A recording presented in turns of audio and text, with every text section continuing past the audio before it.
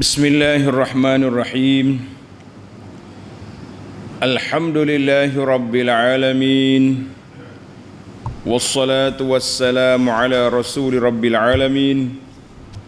Nabiyyina wa habibina wa qudwatina Muhammad ibn Abdullah wa ala alihi wa sahbihi wa man sar ala nahjihi wahtada bihadihi wastanna bisunnatihi ila yaumiddin.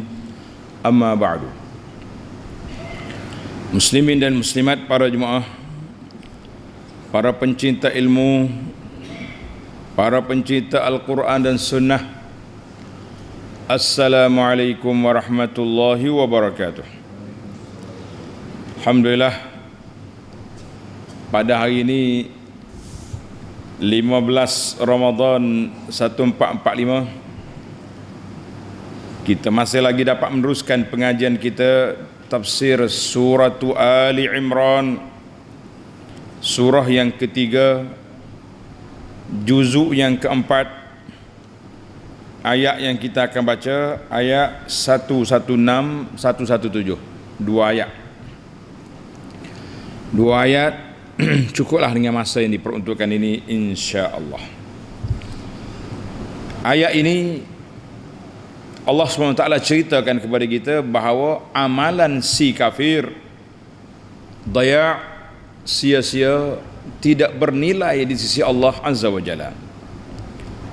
Hak dia buat jahat tu memang tak bernilai dah. Hak dia buat baik pun la qimata laha, tidak ada nilai di sisi Allah Azza wa Jalla. Jadi dia akan tengok ya pahala dia tiba-tiba berterbangan seperti debu haba'an mansura, jadi macam debu berterbangan, tak boleh nak ambil. Ini kerugian yang besar, amat besar rugi bila kita buat ibadat tapi tidak diterima. Amalan kita tidak bernilai di sisi Allah Azza wa Jalla. Kemudian Allah Subhanahu wa taala buat bandingan, analogi buah-buah kafir yang derma, yang bagi infak, sama dia infak untuk baik atau infak untuk nak menyekat Islam, dua-duanya seperti angin yang bertiup, tak ada apa, orang panggil kosong, tak nak buat apa, dan akhirnya mereka kekal dalam neraka, wal iyazubillah. Itulah tadabbur kita kepada dua ayat ini besar. Dari sudut pengajarannya, Allah SWT cerita dalam ayat ini tentang orang kafir, tapi kita yang beriman kena ambil iktibar, ambil pelajaran dan pengajaran. Dia ada dua, satu pelajaran, satu lagi pengajaran daripada ayat-ayat ini, supaya kita selamat di dunia, bahagia di akhirat, serta aman dalam kubur di alam barzakh. Kita hidup ni tiga alam. Alam sekarang, alam dunia, alam barzakh dalam kubur, dan alam akhirat yang akan berlaku. Allahu Akbar. Ya Allah, jadi berilah pada kami keamanan dan kesejahteraan serta afiah di dunia, di barzakh, dan juga di akhirat. Doa kita ni bila masuk akhir-akhir Ramadan ni kena perbanyakkan doa. Allahumma, kata semua, Allahumma innaka afu tuhibbul afwa fa'fu anni. Baca ayat ni banyak. Di antara doa-doa yang maksur yang diajar oleh Nabi sallallahu alaihi wasallam, ini doa. Dan jangan lupa doa kita, Rabbana atina fid dunya hasanah wa fil akhirati hasanah wa qina azabannar. Dan juga doa sabat, doa istiqamah, ya muqallibal qulub tsabbit qalbi ala dinik. Baik para jemaah yang ada tafsir pimpinan Ar-Rahman edisi Jawi, muka surah 121, ataupun tuan-tuan dan puan-puan pencinta ilmu, cari ayat surah Ali Imran ayat 116 dan 117. Mari kita baca ayat, kemudian kita mencari terjemahannya dan tafsirnya serta mengutip 5 faedah darinya. A'udzu billahi minasy syaithanir rajim. Innal ladzina kafaru lan tughniya anhum amwaluhum wala auladuhum minallahi syai'a wa ulaika ashabun nari hum fiha khalidun. مثل ما ينفقون في هذه الحياة الدنيا كمثل ريح فيها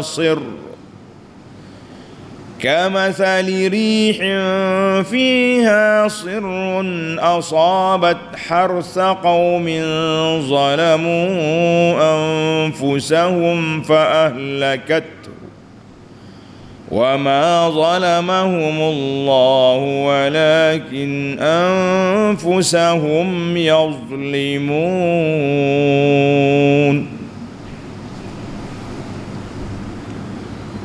Balik kepada tafsir ayat. Innal ladzina kafaru lan tughniya anhum amwaluhum wala auladuhum minallahi syai'a. Sesungguhnya orang-orang yang kafir, harta benda mereka, dengar ni, harta benda mereka, amwaluhum wa ala auladuhum, dan anak-anak pinak mereka, cucu cicit ciak mereka, tidak sekali-kali akan dapat menyelamatkan mereka daripada azab Allah sedikit pun. Tak ada nak buat berapa. Orang Kelantan kata tak pakai hijau belaka tu. Maknanya tak boleh nak buat apa, nak selamatkan keluarga mereka, tidak boleh. Tak jadi apa. Wa ulaika ashabun nari hum fiha khalidun. Dan mereka ialah ahli neraka, mereka kekal dalamnya. Allahumma ajirna minan nar, Allahumma ajirna minan nar, Allahumma ajirna minan nar. Baca ni, kita baca 3 kali. Bila dengar ajan neraka, baca Allahumma ajirna minan nar, Allahumma ajirna minan nar, Allahumma ajirna minan nar. Ya Allah, jauhkan kami jauh daripada neraka. Dalam hadis Nabi SAW sebut, siapa dia minta berlindung Allah Ta'ala daripada neraka, neraka bagi tahu kepada Allah, ya Rabbi, dia tak nak dengan saya, jauhkan dia. Jangan doa saja, kena tak buatlah benda-benda yang boleh bawa ke neraka tu. Lama lepas doa hidup melompat pula, jangan. Oh, kenapa lepas subuh dengan lepas maghrib baca 7 kali? Itu ada riwayat lain. Di format doa ni tak sama. Dalam buku kita ni, lepas subuh kita baca 7 kali Allahumma ajirna minan nar, kan? Dan 7 kali selepas maghrib, kan? Jadi kita ini ada riwayat dia, bacalah. Ni zikir pagi petang kita ni, ini di antara senjata mukmin dalam menghadapi syaitan untuk menyelamatkan diri daripada neraka, insya-Allah. Kalau kita tak kebal atas dunia pun, orang tembok mati, kita nak kebal di akhirat daripada api neraka. Ini ada setengah orang dia sibuk duk mengajar ke zikir-zikir kebal. Tembok tak lut. Tembok tak meletup, tikam tak lut. Kata tak meletup sangat, engkau tak ada perlu. Jadi kita ni tak usah kata apalah. Yang pentingnya kita nak kekebalan daripada api neraka. Kebal atas dunia ni mati juga, tak mati dengan peluru pun, mati dengan bunga lain pula. Baik, Allahu akbar. Munasabatul ayah, tulis munasabatul ayah. Ayat kita ni ayat 116 dengan ayat sebelumnya. Lamma wasafallahu ta'ala man amana minal kufar Allah Ta'ala sebut dalam ayat yang lepas, laisu sawa, ada di kalangan puak kafir ahlu kita ni yang beriman. Kita dah bagi tahu dah semalam, kita kena belajar ilmu al-insaf fil mizan, maknanya ilmu adil dalam menilai orang. Maka Allah Ta'ala ajar kepada kita, bukan semua jahat ahlu kita tu, ada yang baik walaupun sedikit, walaupun sedikit ada yang baik. Kemudian Allah SWT nyatakan wa'id, janji azab, seksa kepada orang kafir. Maka pada orang kafir, innal ladzina kafaru, maknanya Allah SWT nyatakan kepada kita ini keadaan-keadaan yang berlaku. Kemudian Allah Ta'ala sebut juga keadaan orang yang beriman ni dalam ayat 114 tu, yu'minuna billah wal yawmil akhir, sifat mukmin beriman pada Allah dan hari akhirat, sudah pastinya mereka takut pada Allah, ingat ke mati, ingat ke akhirat, mereka tak akan buat maksiat, tidak akan derhaka kepada Allah Azza wa Jalla. Kemudian mari ayat ni, mari ayat kita ni, ayat yang kita nak belajar hari ni, iaitulah tentang orang-orang kafir. Karena itu Allah Ta'ala mula dengan ayat innal ladzina kafaru, orang-orang yang kafir, liyattadihal farqu bainahuma, supaya kita nampak jelas depan mata kita perbezaan di antara orang mukmin dengan orang kafir. Biar berbeza di antara orang mukmin dengan kafir, ada beza, jangan tak berbeza. Kita pun nak suruh kita beza dengan puak kafir, kita berbeza semua benda. Berbeza dari sudut pakaian, berbeza dari sudut tutur kata, berbeza dari sudut yang akidah ni kita tak nampak dalam hati, tapi biar nampak zahir.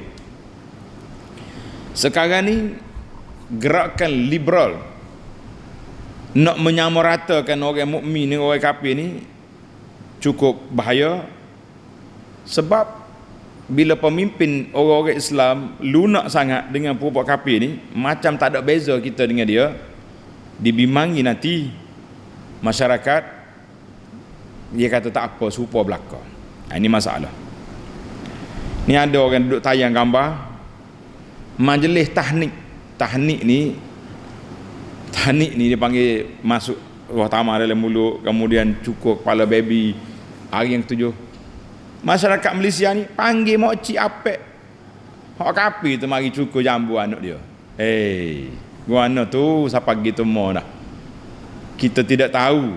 Ni kalau nak pergi kedai guti tak apa siapa dia guti pun. Ini majlis tahnik yang nak dikaitkan dengan sunnah Nabi sallallahu alaihi wasallam.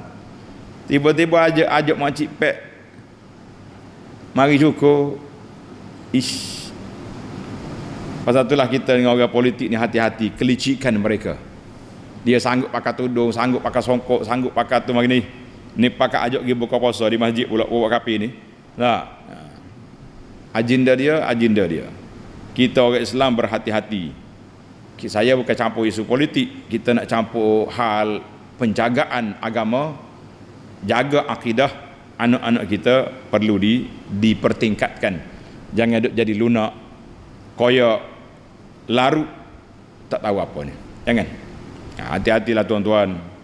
Perkara-perkara yang berkait dengan agama, biar orang agama, biar kita orang Islam yang buat kerja. Campur aduk belaka ni.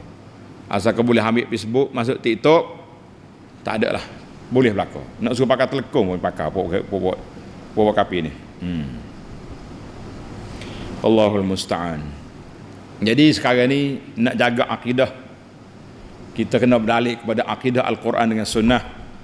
Jangan duk main ikut ya. Akidah kita ni perlu pada paksi yang jelas, ambil daripada Al-Quran, ambil daripada sunnah Nabi, dan huraian para ulama Islam yang muktabar di kalangan salafus salih dan juga di kalangan ulama-ulama yang lain. Kita kata alhamdulillah. Baiklah para jemaah sekalian, kita dengan kafir ni ada hak. Dalam ayat ini Allah Ta'ala sebut kafir mukmin, liyattadihal farqu bainahuma, supaya ada perbezaan di antara duanya. Biar beza dua kumpulan ni, jangan kata serupa sama ya, kita kata no. tidak sama, biar tidak biar nampak perbezaan. Kita dia lakum dinukum waliyadin. Dan jangan salah faham ayat anak ni, kita tidak ajak berkelahi dengan orang. Kita bukan teroris, bukan irhabi nak balas dengan orang, tidak. Tapi jaga akidah mesti kena jaga. Lebih-lebih lagi zaman kita ini, zaman anak-anak kita bercampur sana bercampur sini, ini di antara perkara yang tidak baik. Baiklah para jemaah sekalian, Allahu akbar. Manusia ni dia tak tahu gapo. Ada ibadat serupa bagi dia. Lah, benda ibadat. Benda ada nak makan dengan sangat dengan sudu ikut. Tapi makan tu ada berkait dengan ibadat, iaitu kena makan dengan tangan kanan, kena baca bismillah. Makan benda halalan tayyiban, sama juga dalam majlis nikah kahwin kita. Ada adat, ada ibadat. Majlis tahnik dia ada kaitan dengan ibadat, jangan duk main adat saja. Jadi kena pandai-pandai lah, bukan tak ada adat jenis main ambil jambu gini, tak ada. Nak cukur rambut, cukur lah. Mari kita balik kepada tafsir. Itu baru dia panggil munasabah ayat pun masuk dah dia punya pengajaran. Kita pergi kepada tafsir. Innal ladzina kafaru lan tughniya anhum amwaluhum wala auladuhum minallahi syai'a. Sesungguhnya orang-orang kafir, harta benda mereka dan anak-anak mereka tidak sekali-kali akan dapat menyelamatkan mereka daripada azab Allah sedikit pun. Ai innahu la yaruddu. Harta, anak-anak tidak akan menjadi pembela yang menyelamatkan orang kafir itu daripada azab Allah Ta'ala. Tak ada. La yatarfa. Tak boleh nak tolak sebarang azab yang Tuhan nak timpa ke atas dia. Fid dunya wa fil akhirah. Dunia pun tak boleh, di akhirat pun tak boleh. Wala takunu sababan fi rahmatihim. Tidak menjadi sebab untuk mendapat rahmat. Jangan salah faham. Dalam buku ni, buku Keindahan Islam ni, ana ada hurai panjang sini satu bab. Tajuk dia hak ibu bapa terhadap anak dan hak anak terhadap ibu bapa besar. Tuan-tuan cari ni buku Keindahan Islam ni, indah sungguh. Insya-Allah huraian dia sangat indah. Kita jangan salah faham. Anak kita, harta benda bermanfaat untuk kita di dunia dan juga di akhirat. Bila? Dengan syarat kita beriman kepada Allah. Beriman kepada Allah Ta'ala. Bila kita mati, ni orang tanya dalam hadis, ya Rasulullah sallallahu alaihi wasallam, apakah amalan yang bermanfaat untuk ibu bapa yang telah meninggal? Maka Nabi kita ajar doa, kita minta ampun pada dia, kita sedekahkan untuk dia, semua itu siapa pahala boleh kita buat. Jadi ini bermanfaat, tapi syarat dia beriman. Yang tak bermanfaat ni orang kafir. Dan juga orang beriman pada peringkat awal kita keluar daripada kubur, ketika itu nafsi-nafsi, masing-masing bawa diri. Ketika itu Allah Ta'ala sebut dalam Quran, yauma yafirrul mar'u min akhi wa sahibatihi wa bani kullu mrihim yauma idzin sya'nin yughni. Pada hari mula-mula keluar daripada kubur, tak ada siapa peduli. Ayah tak cari anak, anak tak cari mak, bini tak cari suami, tok laki tak cari bini, masing-masing nak menyelamatkan diri. Itu peringkat awal. Kemudian bila kita sudah lalu beberapa proses, barulah kita akan jumpa balik keluarga. Dan nikmat yang paling besar di antara nikmat syurga yang besar, kita dapat berkumpul balik dalam syurga nanti. Allah, ya Allah, sebagaimana Engkau kumpulkan kami bersama keluarga kami di atas dunia ini, kumpulkan balik kami di akhirat esok fi jannatin na'im, dalam syurga yang penuh dengan nikmat. Kita kena. Tapi jangan duduk doa saja. Buat marilah anak tu. Ni tak tahannya dia doa saja. Doa tu nak masuk syurga sekeluarga. Anas terbanyak ke tempat ceramah, kita akan tanya, tuan-tuan nak pergi syurga? Nak, derah jawab. Oh. Tuan-tuan nak pergi berapa orang, semua isteri, anak, cucu, cicit bawa belakang. Soalan sentak yang ketiga ni. Masa mari masjid nak kuliah ni mari berapa orang? Kesipuan dah, tak nak jawab. Moga mari seorang. Anak-anak tak bawa, bini tak gendong mari. Pergi syurga sekeluarga. Jangan. Jadi itu kepincangan. Jadi sebagaimana kita nak pergi syurga sekeluarga, kita atas dunia ni kena bawa keluarga, mari masjid, mari surau, mari balasah, mari ngaji supaya kita faham, cucu-cucu kita faham juga, insya-Allah. Jadi maknanya Allah Taala letak di sini orang kafir harta benda dia, anak dia tak ada faedah. Orang beriman, anak-anak, bahkan di akhirat esok di mahsyar ketika kita duduk di bawah terik panas matahari, Allah Subhanahu Wa Taala akan beri satu tempat nama dia peneduh. Zil. Zil ni mana bayang. Di antaranya sabda Nabi sallallahu alaihi wasallam, kullu mri'in tahta sadaqatihi yaumil qiyamati yastazil. Setiap orang akan berteduh, berpayung di bawah bayangan teduh sedekah dia pada hari akhirat. Makcik-makcik, pakcik, ayah, mak, berasa payung kita di akhirat tu nak tebarkan nipis. Nak tebarkan nipis. Nak tebal sikit lah dia punya sampul tu. Ni mari orang buah tabur kat RM1, RM2. Agak-agak bersama nak payung kita kecil lah. Sekali orang solat tabung, ini tabung untuk pembinaan masjid, mau 500 masuk. Tak ada 500, masuk 100. Nah, 1000 ada masuk, lagi besar payung, lagi sedap kita duduk di bawah teduhan esok. Dan insya-Allah dengan izin Allah Ta'ala, sebab syarat di akhirat esok ni kita nak dapat, nak beri syafaat pertolongan kepada orang dengan keizinan Allah. Jadi insya-Allah dengan izin Allah, mak dia yang ada payung besar di akhirat, dia sedekah, ayah dia sedekah, ini insya-Allah dia boleh tarik tumpang anak-anak dia duduk di bawah teduh. Sebab mak ayah dia duduk ada payung besar, boleh bawa anak juga. Kita kata alhamdulillah. Anak pun sama. Kita buat ibadat banyak, kebajikan banyak, di akhirat esok ada syafaat. Kita boleh tarik mak ayah kita, mari duduk sini, duduk bawah teduh ni, teduh sedekah hak anda buat ni. Sukanya kita. Suka tak suka? Suka. Kalau masing-masing tak ada payung belaka, ada payung cari ya, dah lah sedekah mengungkit pula, sajalah kita di akhirat. Allahu Akbar. Allahumma, katakan Allahumma azillani tahta zilli arsyika yauma la zilla illa zillu.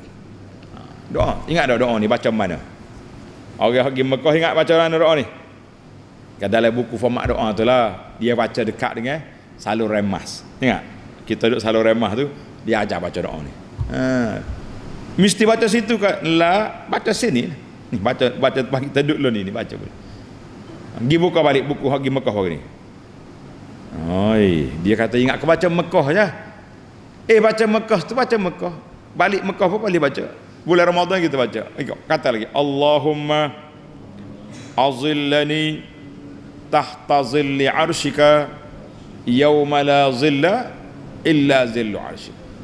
Ya Allah, teduhkan saya, teduhkan kita, bayangilah kita di bawah bayangan teduh arasy Allah Ta'ala pada hari kiamat, pada hari yang tidak ada bayangan kecuali bayangan teduh yang Allah sediakan. Allahumma ja'alna mimman tahta zilli arsyik. Ya Allah, jadikan kami orang yang layak duduk di bawah bayangan teduh pada hari yang besar ini. Kita nak pergi teduh mana? Tak ada pokok. Pokok tak ada, bangunan tak ada. Dia panggil dalam kitab hadis, Allah Nabi kita sebut, bumi mahsyar ni sama, tak ada bukit, tak ada pokok, tak ada lagu-lagu. Matahari dekat atas kepala. Habis tu kita boleh berteduhnya 7 golongan. Dalam hadis kan, sab'atun yuzilluhumullahu fi zillihi, 7 golongan yang Allah Ta'ala akan letak di bawah bayangan pada hari kiamat. Yang pertama, imam adil, imam yang adil, yang memerintah dengan adil, dengan telus, tidak zalim. Ini orang ini layak.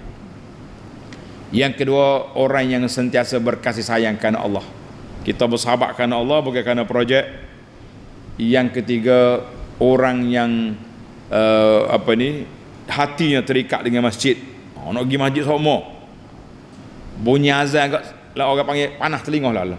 Bangun selalu nak pergi masjid.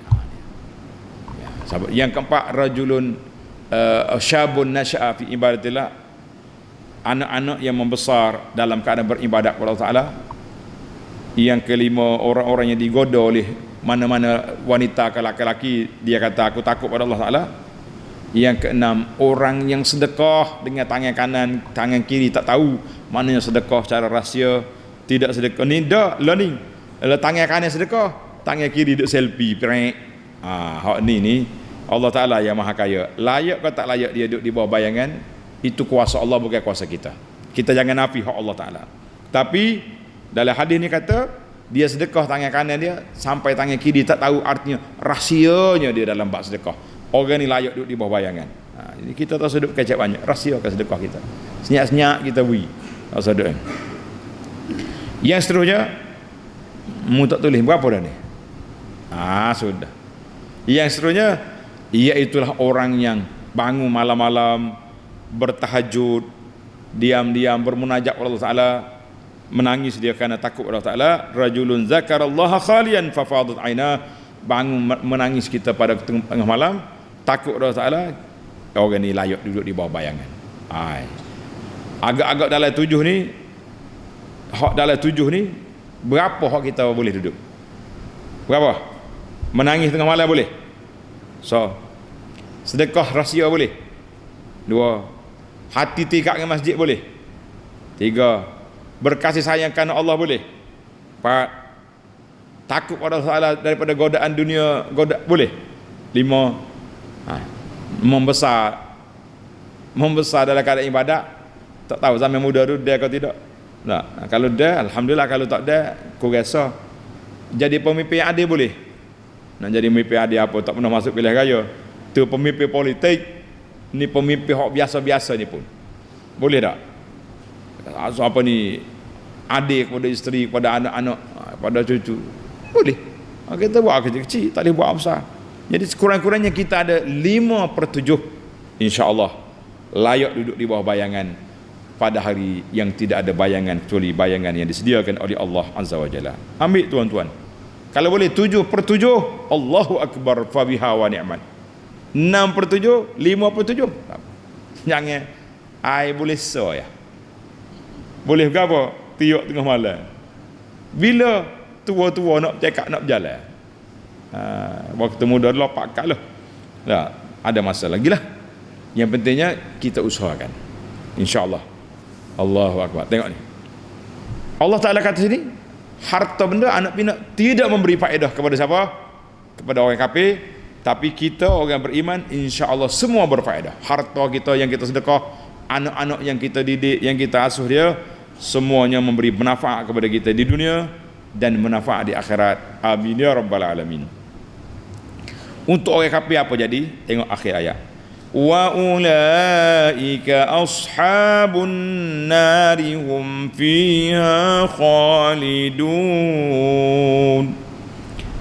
Allahu Akbar. Dan mereka itu puak kafir kekal dalam neraka. Sayazalluna mulazimin, mereka akan kekal dalam neraka, kekal bila nihayah, tidak akan berakhir. Ini ada sehari dua ni duk viral. Dia panggil ni bahagian viral ni, bahaya ni. Tahu bahaya viral? Duk viral, apa dia panggil? Orang kafir akhirnya masuk syurga juga. Ini ada ulama-ulama atas dunia ni. Kita tak usah ada perangkap lah. Kita ada pegangan kita, ulama Ahlus Sunnah wal Jamaah, kekal neraka, kekal syurga. Dua-dua kekal. Cuma ahli neraka yang beriman, dia akan keluar daripada neraka setelah dibakar, setelah dibersihkan daripada dosa-dosa noda dan dosa maksiat yang dibuat atas dunia. Kita doa kepada Allah SWT, kita tak nak disentuh oleh api neraka walaupun sesaat. Jangan buat neraka ni macam penjara. Penjara ada makan, ada tempat duduk. Tapi di neraka ada berapa? ada air panas, ada apa ni, ada azab. Enggak, jangan duk buah lah gitu. Baiklah, kita pergi pada ayat seterusnya.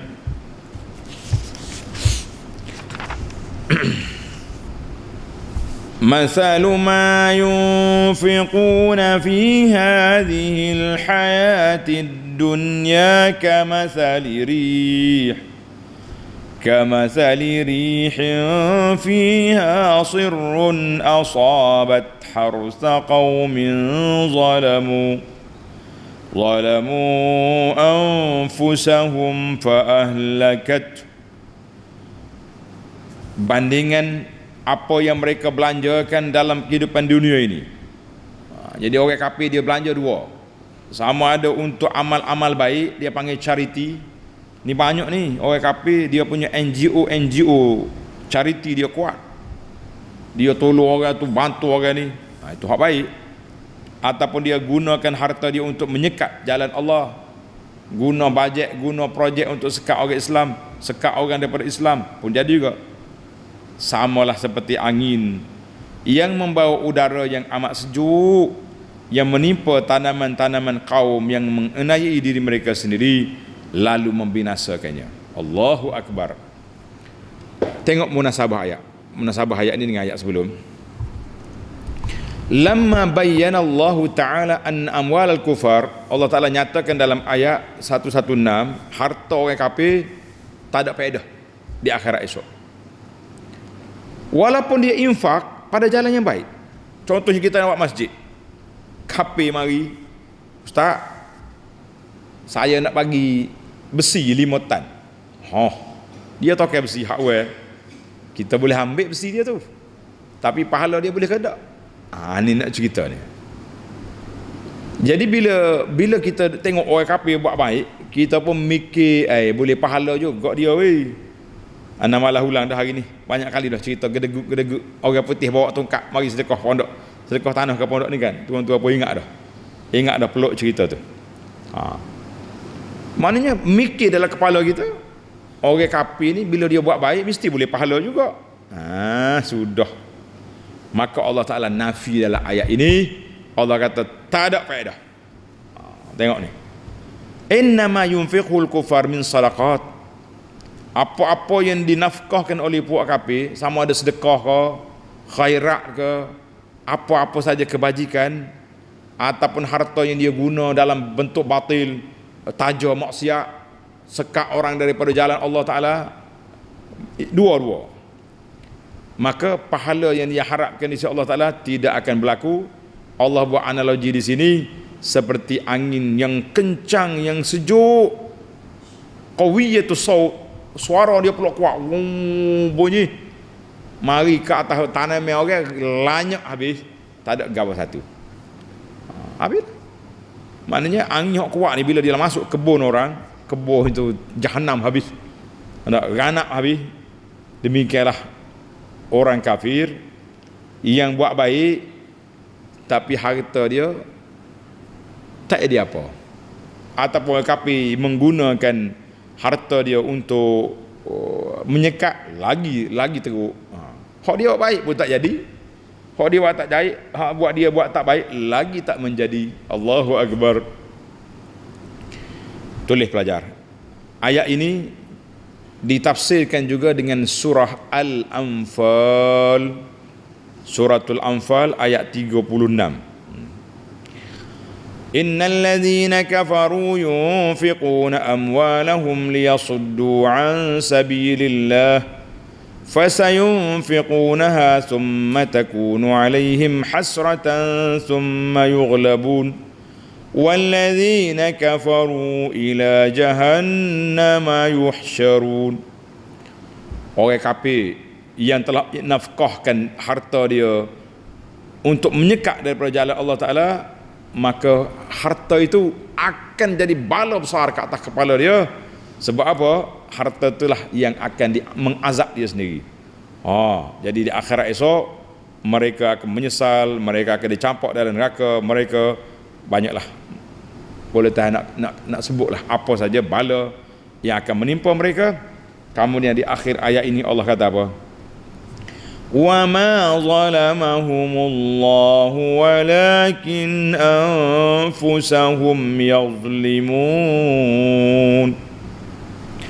Dan ingatlah Allah tidak menganiayai mereka, tetapi merekalah yang menganiayai diri mereka sendiri. Dengar ni, tengok nota di bawah.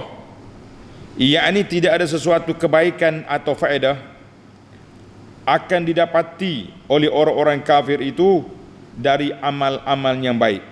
Hak dia buat baik banyak mana pun tak ada faedah. Banyak ni yayasan kebajikan yang dimiliki oleh non-muslim, banyak. Dia buat tu buat ni, tapi tak ada faedah. Haba'an mansura, jadi debu yang berterbangan, kerana mereka tak buka akaun saving bank.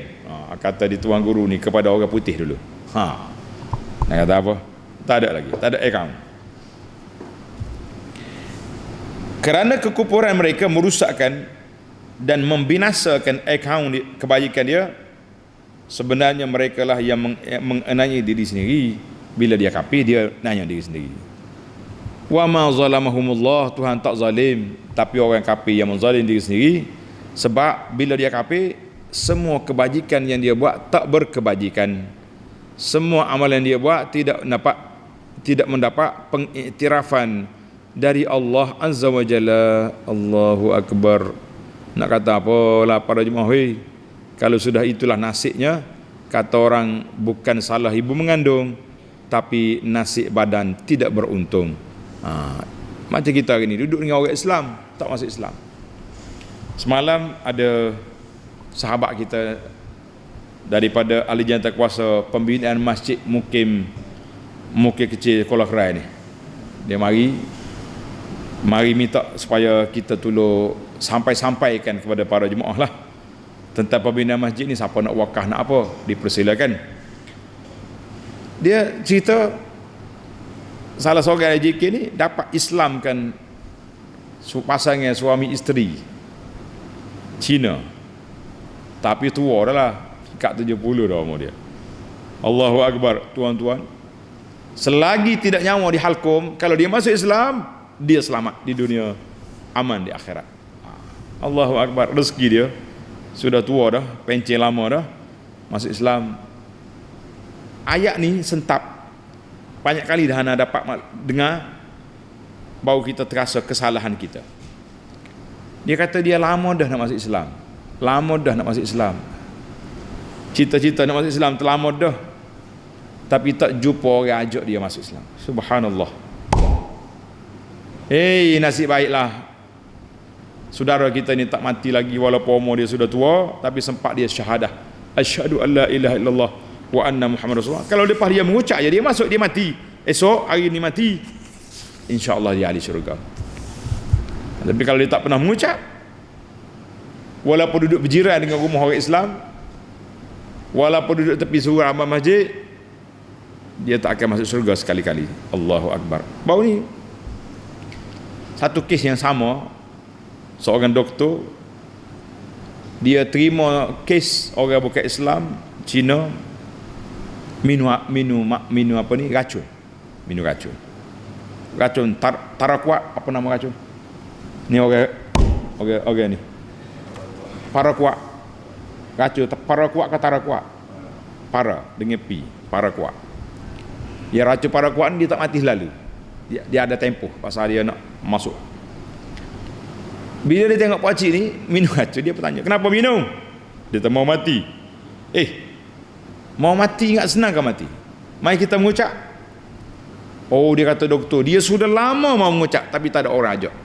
La ilaha illallah. Tuan-tuan yang ada jiran, tetangga yang bukan Islam, yang ada kawan-kawan, friend-friend yang non-Muslim, ajarlah dia mengucap, ajak dia masuk Islam.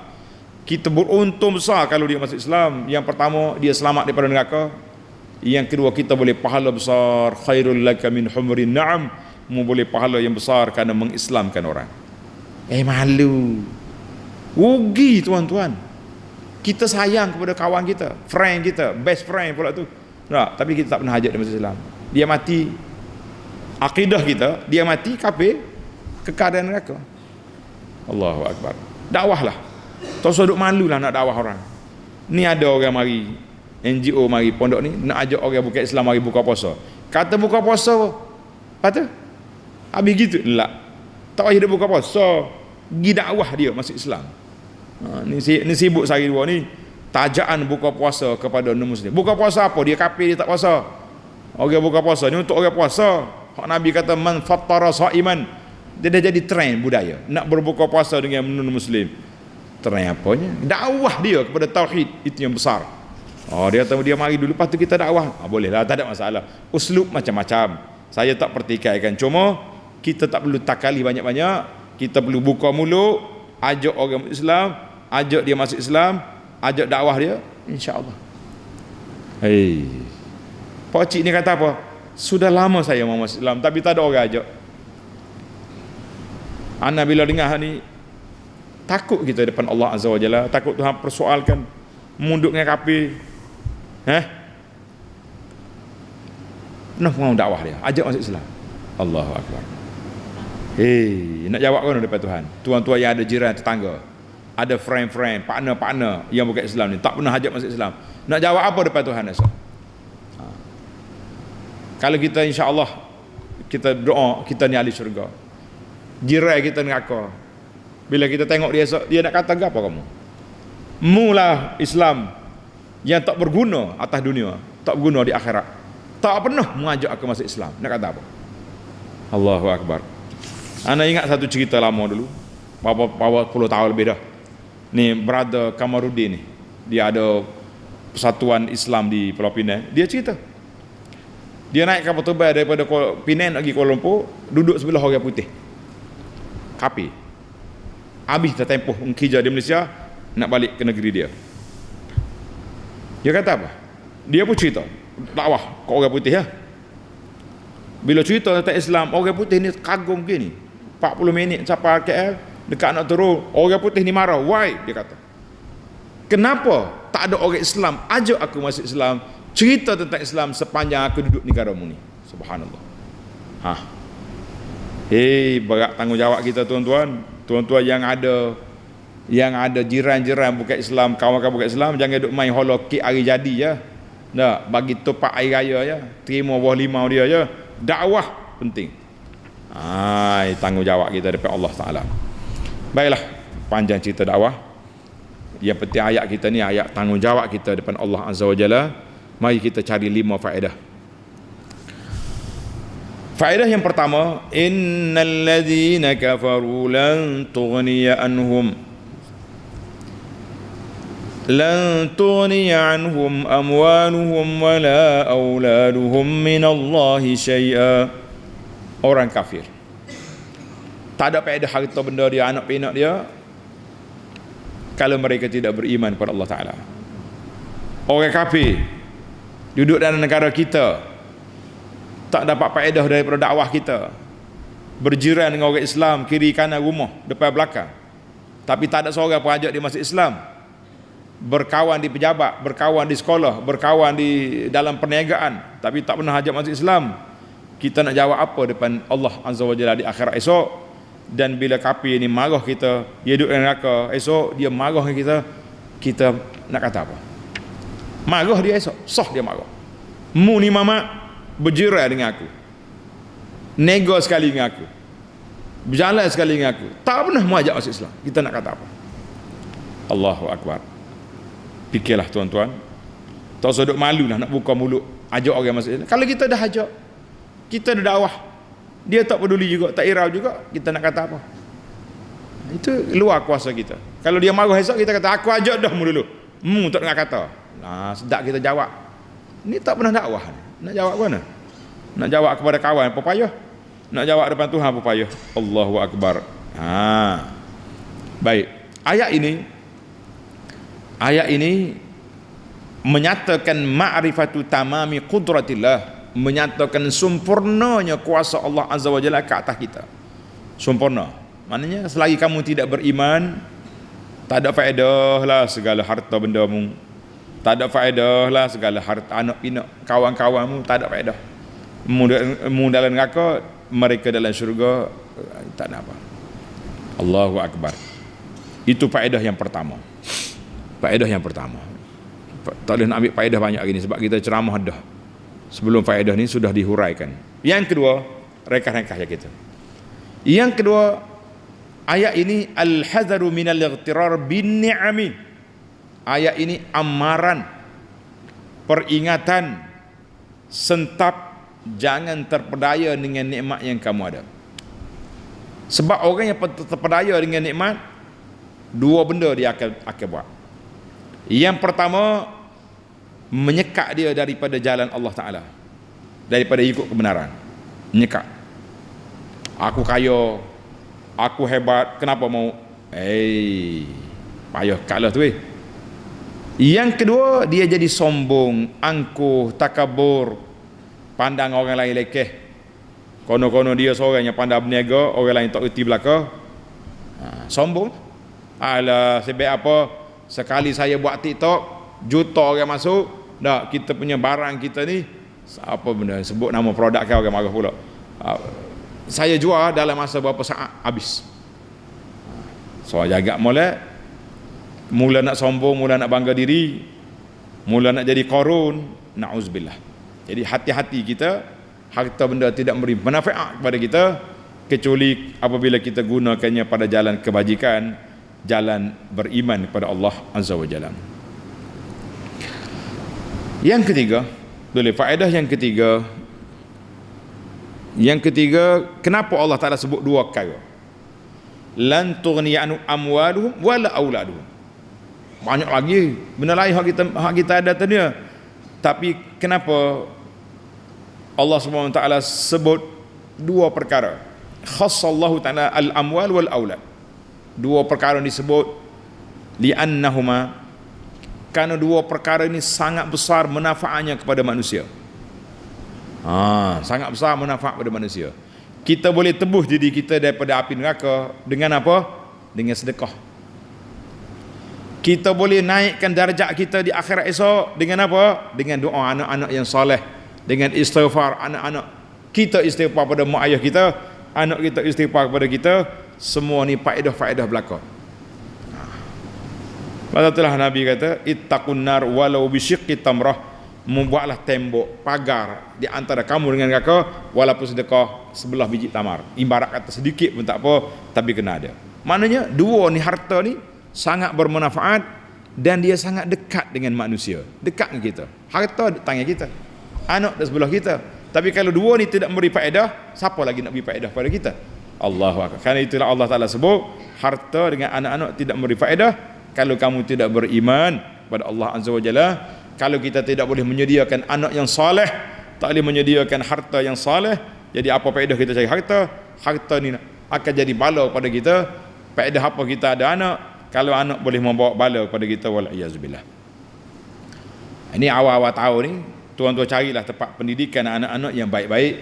Nah, anak duk perhati tengok, alhamdulillah perkembangan yang baik, tempat pengajian.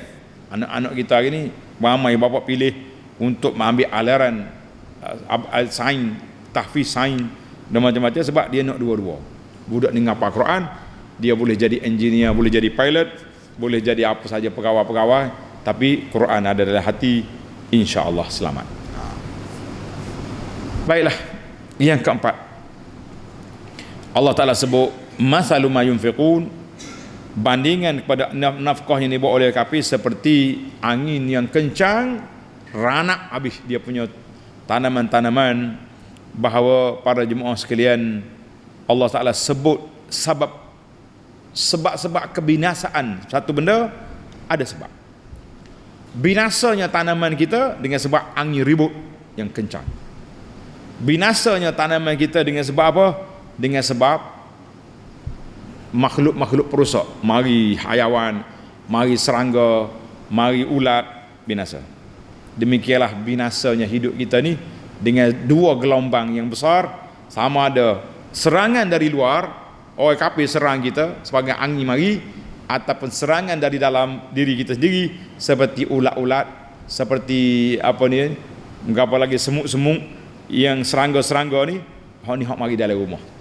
Jadi kita manusia ni akan binasa dengan dua sebab. Sama ada sebab mari daripada luar atau mari daripada dalam diri sendiri yang tidak ada ketahanan, yang tidak ada jati diri, yang tidak ada kekuatan, maka dia akan binasa wal iyazubillah. Dan yang terakhir, yang kelima, Allah Ta'ala sebut dalam di akhir ayat, wa ma zalamahumullah, Allah Ta'ala tak zalim. Allah Ta'ala sayang kepada hamba dia, Allah Ta'ala sayang kepada kita, tapi walakin anfusahum yazlimun, hak buat zalimnya mesti lagi zalim. Mu pilih jalan yang salah. Orang buat jalan baik, kita ambil jalan salah. Orang kata jalan kanan, kita tak jalan kiri. Nah, ni jalan ibadah, dia ambil jalan maksiat. Ini jalan sunnah, mengambil jalan bid'ah. Ini jalan yang benar, pergi ambil jalan khurafat. Kenapa? Kita ada lorong Quran dengan sunnah, kita pergi ambil lorong-lorong lain, falsafah lah, macam-macam dia punya teori-teori, tak usah cari semua. Bagilah kita kembali kepada jalan Allah Azza wa Jalla, supaya kita tidak menzalimi diri sendiri. Kezaliman yang paling besar, sebagaimana kata Sayyidina Luqman, inna syirka la zulmun azim, syirik kezaliman yang paling besar sekali. Nak tahu orang zalim besar, orang syirik. Zalim dari sudut akidah, walaupun dia baik dari sudut hubungan dia dengan manusia. Jadi kita mengatakan ini yang masalah kita sekali. Allahu Akbar. Baiklah, tamatlah pelajar. InsyaAllah kita akan sambung lagi ayat 118 besok. Ini ayat yang besar untuk kita fahami hubungan di antara kita dengan non-Muslim setakat mana. Tadi kita nak dakwah dia, esok kita akan cerita, boleh tak kita duduk bersekongkol dengan dia dalam perkara-perkara yang boleh memberi kesan kepada keimanan kepada Allah ataupun kesan kepada Islam dalam negara yang tercinta. Subhanakallahumma wa bihamdika asyhadu an la ilaha illa anta astaghfiruka wa atubu ilaik. Wa sallallahu ala nabiyyina Muhammadin wa ala alihi wa sahbihi ajma'in. Walhamdulillahi rabbil alamin. Wassalamu alaikum warahmatullahi wabarakatuh.